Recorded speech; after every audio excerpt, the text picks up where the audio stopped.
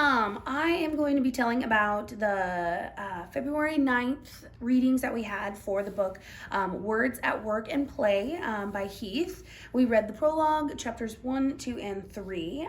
So what I kind of took from the prologue was that this woman lived in the South and she experienced all these different kinds of families from these two separate towns.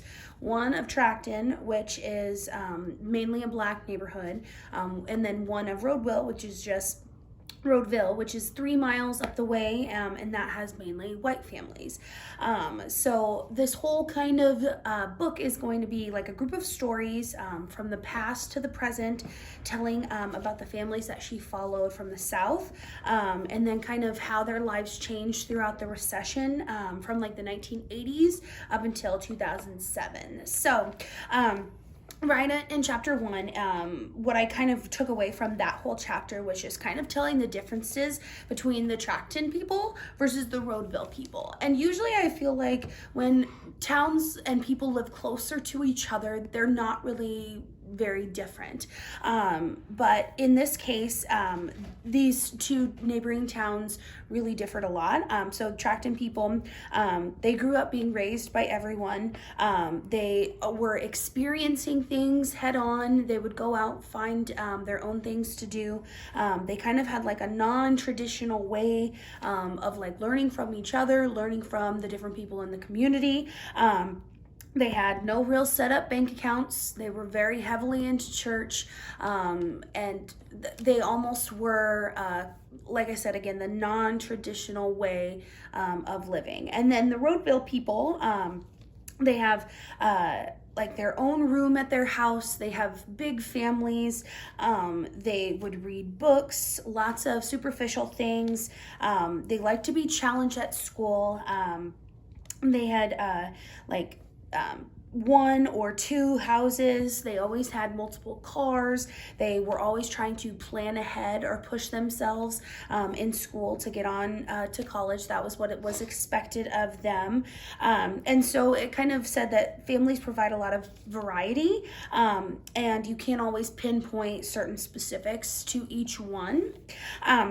So then we went into chapter 2, and we talked about this boy named Jerome, and he was the son of Zinnia May, and so she had him when he was 14, but then she was not able to take care of him because she was so young. She wanted to go back to school, so he went to live with her sister Rosa, and she ended up passing away, and they moved up north, and so then he was put into a foster care, and a lot of different things happened. He jumped from foster care, kind of had a rough life, not really knowing who he was or what he could do. And he had met then someone called Tia Maria, and he always kind of went back to her, and she then became that stable person in his life, and he went to live there with her from his later like early adulthood. So he was very into theater, and that was how he met the author. And so the author wrote in this chapter that she knew of his mother a long time ago and studied her, did all of these linguistic recording tapes of her when she was younger with her other children that she had after Jerome. And then the author moved to Chicago, and then ended up meeting Jerome and through these theater-based programs, and found out from asking him questions, him opening up to her and her opening up to him, that she actually knew his mother. And so she took him back to where his mother lived with her other children, and they met, and Jerome kind of figured out that he thought he had a rough life going from foster care, not living in where he wanted to be, but it was better than living with her. It was completely different from what his life could have been. So he actually figured out that it was better that he had had these rough upbringings to learn more and do the things he wanted to do. So Jerome, he went to college. He was a performer. He was very big into theater. He created this linguistics group where they developed how they talk and put it into society's way of speaking.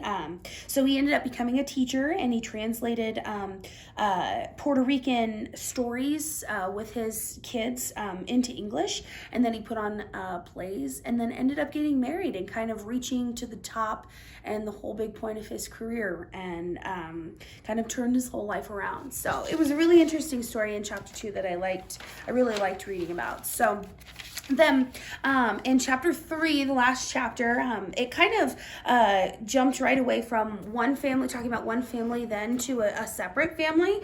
So it started talking about Martin Brown, and he was from Rhodeville, so he was white.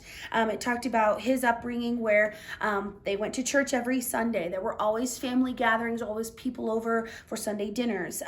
They did their own work. They never hired anybody to do it. They did things with their hands, and they had lots of friends. They always were taught to be polite, to listen and address visitors when they came, not to be the person who spoke out, but to listen. The oldest siblings taught things to the younger siblings, and they really stayed near their home. They worked in the mill factories, and so they didn't have a lot of time off, so they had to stay near where they were. Didn't have a lot of vacations. So Martin grew up and got married, and then had 2 children, Rebecca and Mark.